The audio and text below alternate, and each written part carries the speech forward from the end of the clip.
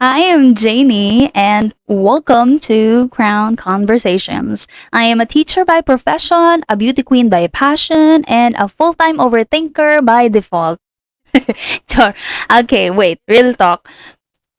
Kung maririnig mo 'to, ibig sabihin natuloy ko siya. Kasi honestly, mga 10 times ko na 'tong inisip na i-start. Pero alam mo yon, next week na lang, 'pag ready na ako, 'pag mas maganda na setup ko. Pero sabi ko, "Girl, kung aantayin ko na maging perfect, baka mauna ka pa maging lol." Chari. So here we are. Ito, medyo kabado, medyo unsure, pero go lang. So let me introduce myself. Let me introduce myself properly. So I am a teacher. So yes, I say things like, class, kindly pass your papers. Kahit wala naman akong kausap minsan, sarili ko lang. And I'm also a beauty queen. So yes, I smile even when life is not smiling back. Professional poser, professional waver. Thank you, judges. Kahit walang judges sa buhay ko.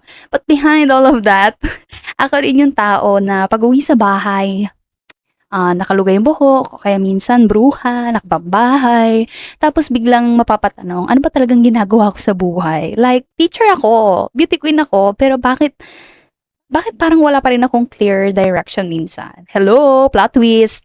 And can we talk about how confusing life is right now? Kasi 1 minute, motivated ka. May planner ka, may goals ka, may this is my year ka pa daming alam. Tapos after 3 days, nasa kama ka na ulit, nanonood ka na ulit ng mga random videos, tapos biglang mag-existential crisis ka na out of nowhere, like, anong purpose ko? Tama pa ba itong ginagawa ko? Bakit yung iba parang ang bilis ng progress nila? Meanwhile, ikaw, nag-iisip ka kung deserve mo ba yung iced coffee today. Tapos, bubuksan mo pa yung social media mo, boom! May kabatch ka, may negosyo na, yung isa engaged na, yung isa nasa ibang bansa na, yung isa glowing, parang hindi talaga tinatabla ng problema. Ikaw, glowing din naman. Pero dahil sa oil control failure, tapos mapapaisip ka, Lord, anak niyo pa rin ako Okay, but kidding aside, I realized something. We are all just seeing the highlights of each other's lives. Totoo naman, hindi natin nakikita yung breakdowns nila, yung pagod nila, yung times na gusto na rin nilang sumuko. Kasi let's be honest, ang hirap maging okay all the time. Especially when people expect so much from you.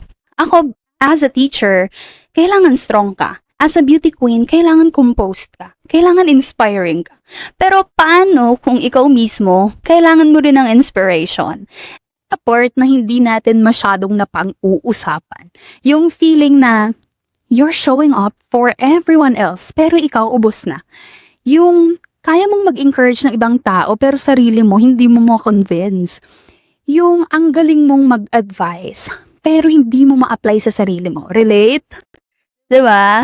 Same. Pero, alam mo, I'm learning to laugh at myself more. Like, dati, pag nagkamali ako, super overthink. Ngayon, medyo ganun pa rin naman. May konting okay lang, at least funny. Kasi minsan, life is not that serious. Ikaw lang yung nagsaseryoso. Like, girl, uminom ka naman ng tubig, huminga ka. Hindi lahat kailangan i-figure out mo today. Hindi ka thesis. Charing. And, one thing that really keeps me grounded, I think that is my faith. Kasi honestly, kung ako lang, baka matagal na akong nagpanic. But I remind myself, God is not confused about my life. Kahit ako, confused na. But there's comfort in that. Ayun na, namamali na ako. Kahit na hindi ko pa nakikita yung buong picture, He already does. So minsan, instead na pilitin ko na i-control lahat, sinasabi ko na lang, Lord, ikaw na po bahala, basta susunod ako. And just like this, di ba? Ikaw na bahala. Ito, natuloy na siya. Natuloy na yung podcast na sinasabi ko. That is why I created this podcast. Not because I have everything figured out. Clearly, hindi.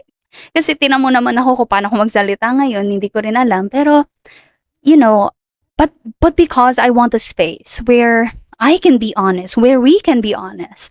A space where you don't have to pretend that you are okay all the time.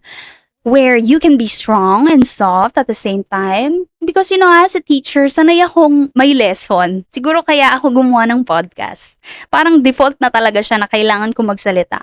And as a beauty queen as well, sanay akong may answer. But here, pwede tayong walang sagot. Pwede tayong magtanong, mag-reflect, magkamali, at tumawa kahit medyo sabog na tayo. So, if you're listening right now and you feel like you're behind, you're confused, you're trying, but not sure if it's enough, I just want you to know, same, hindi ka nag-iisa, and maybe hindi naman talaga kailangan na i-figure out natin agad. Maybe we just need to keep showing up. One day at a time, one small step at a time, with faith. And a little bit of humor. We don't have to be serious at all times. Kasi mas lalo talaga tayo nahihirapan. Anyway, medyo, ayun na naman, nawawala na tayo, kumakalat na. Anyway, thank you so much for being here. Promise, this means a lot. Lalo na sa first episode ko. So again, this is Crown Conversations, where we don't just wear the crown, we grow into it. And remember, hindi ba clear? Okay lang. Hindi pa perfect? Mas okay, ate. Basta tuloy lang. Kahit medyo makalat. Yun lang naman. Thank you so much. Bye!